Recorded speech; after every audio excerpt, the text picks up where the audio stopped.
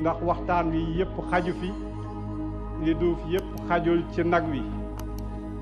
waaye dama ñëw rek pour bugg a fàttali ne Palestine bële ngeen di dégg ak toogaay ba fa Israël toog dul dañoo toog ci réew ñuñ Palestine ci suñu réew ñun lañ toog yonent bi sallallahu alayhi wa sallam moo ñu ne ardu ribaat xatta qiyaam saa na ngeen ma ko sàmmal joxe ci seeni bakkan duñ dañ di leen bunduxataal ba keroog ba saa di taxawee li tax ñu ñuy tuddee marabu foofu la baat bi jógee baatu marabu ci baatu muraabit la jógee mooy le sentinelle ki jóg wax ne danaa veiller pour bu ñu daaneel tooñee bu tooñeel googu am loolu moo indi baatu marabu ñenn ñi dañuy wax ne am picc la ñenn ñi dañuy wax leneen la ci baatu almurabit les almurabidoun di ñëwee baat boobu commencé fee siiw murabit di siiw faneen duñ ko jëlee nag comme symbole war a gëm ne duñ nangu tooñee la tax mu mel ni nag fii ci Sénégal fii ci Dakar ci OCI 91 ci lañ taxawoon ne nañ teggi baatu jihaad pour kuy xeex te ñu nangu sa suuf daan la nekk ci Palestine tax laa xeex keroog maa ngi yoon ci séance huis clos bi keroog lañ rey baatu jihaad wala lañ ko suul te fekk mi ngi dund te fekk yàllaa ko santaane waruñ koo teg ñu teggee ko ci suñ suuf loolu nekk gàcce bu ñuy topp ba faw keroog ci conférence boobu lañ dindi discrimination raciale moomele ko les sionistes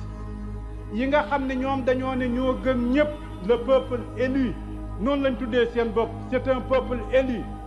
ñu ne ñoo gëm ñëpp ndax yàllaa leen tànn ci kaw ñëpp di ko doxee ñu ne ñii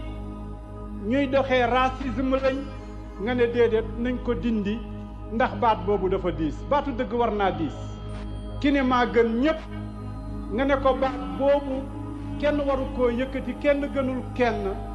ñu teggee ko fii ana lan moo desoon nag bi loolu amee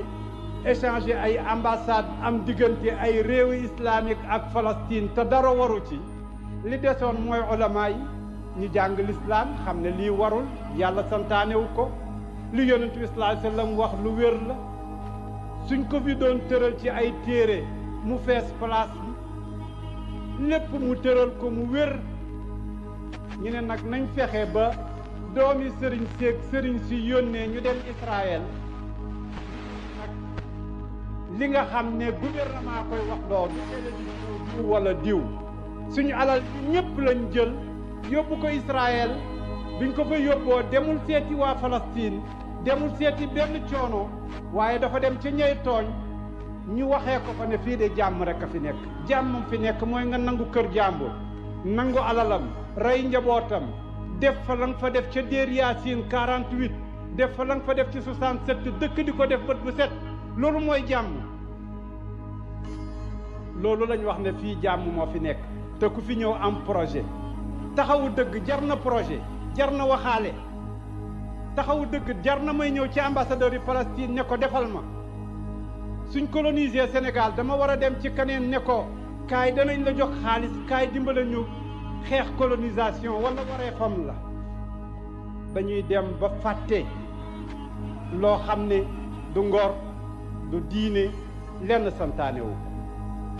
kon nag ñi may njëkk a woo ci sama toogaay bii mooy autorité bi média officiel boobu ñëpp bokk ñu jël ko yóbbu ko Israël duñ ko yóbbu Palestine de su fekkoon équilibre rek la ñuy def ñu ne ay journaliste a koy def nañ dem Palestine nañ déglu le peuple palestinien où est le son de l'autre cloche donc loolu dama koy wax fii mu wér que duñ ko nangu tey duñ ko nangu ëllëg duñ ko nangu gannaaw ëllëg maa ngi ci interpellé nag les autorités te su ma leen ko waxee ñu xam ne li ma wax lu ma namm la loolu ñu def jël suñ télévision bi teg fa loolu ñu fa teg jël ñooñu nax ay nit nax ay sëriñ yoo xam ne xamuñ lan mooy xaddiya Palestine looloo tax ma indi leen bayt yi Cheikh Ibrahima Niass waxoon ba mu koy wax daf leen di tudd par kenn dafay tudd Aba Ibaan dafay tudd Diyaan dafay tudd Johnson ci Amérique ñoom ñëpp di leen tudd di leen joxoñ di ko jullee ci jumaa ja ca Kawlax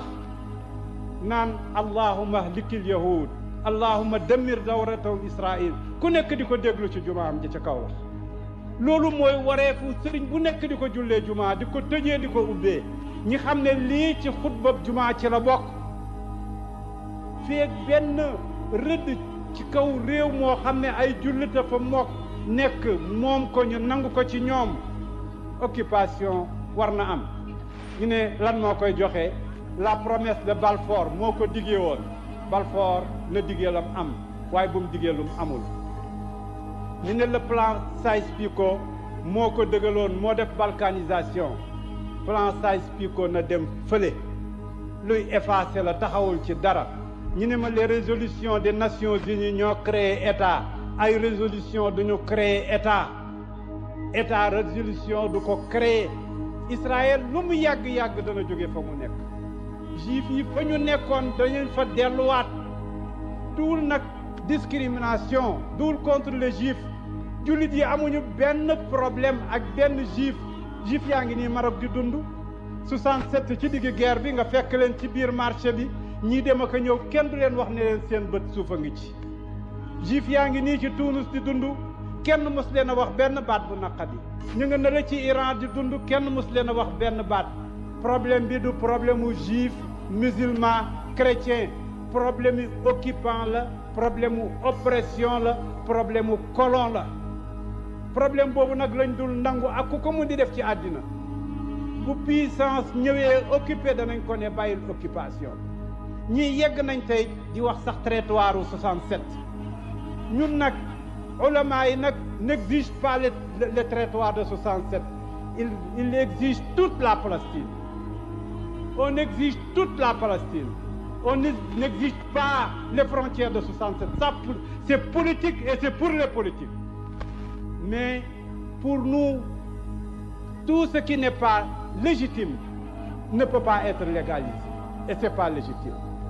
donc dama bëgg point yooyu mu leer dañoo ñëw pour ñu xam ne Sénégal bii jàppale dëgg ko mës a tax a jóg bu ñu naxasaale bu ñu yóbbaale di dem ci yeneen i réew nag naan leen wëy ulama yi ca Sénégal doomi sëriñ sa dem na Israël kaa leen dem Israël ku fa dem te fekk farata taxula faa dem mission bu ñu xam taxula faa dem xanaa visite ji une occupation la ngay def ànd naag ute naag diine ci lu wér nag ci lu alquran wax lu hadis yonent bi sallallahu alayhi wasallam tëral lu fuqahaa yi wax kër gu ñu nangu la ku nangoon sa kër nag ma ne maa ngi ñëw di la ndokkeel yow ñu ko nangu seet leen loola lan lay firi loolu rekk la man mu nangoon sa kër keneen jóg ni ma xaaral ma ndokkeel ko ci nangu gim nangu këru jàmbur loolu rekk la li ñuy jaay nag dara amu ci alquran nag digée na te diggéen dana ñëw li ma bëggoon a wax bëri na waaye li am solo mooy tey ñi fi nekk ci ay kilifa war a jot kàddu dañoo bëri te waxtu wi guddul trop looloo taxoon rek waaye nag message bi bu jàllee ba ñu xam ne peuple Palestine ci suñ xol la nekk ba ñu xam ne jàppale gañ koy jàppale du discrimination du religion du leneen dañ koy jàppale ndax dëgg la ndax nangu alali jàmbur dafa warul tey te warta jàll diine nag diine ju nekk ne liggéeyal boppam ku ko fekk si ko ku ko fekkul ñàkk fekki le principe de l'islam est clair lakum diinukum waliya diin la ikraha fi diin c'est pas un problème de religion kon loolu na leer jàppalewuñ ko ci turi diine ak lu dul diine dañoo àndul ak occupation loolu moo amul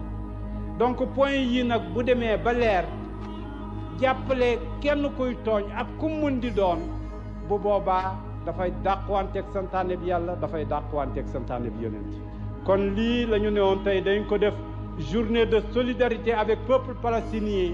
pour liñ bëgg a tilimee suñu réew mi en tout cas buñ ko defee ci turi peuple yi dañ ko faxal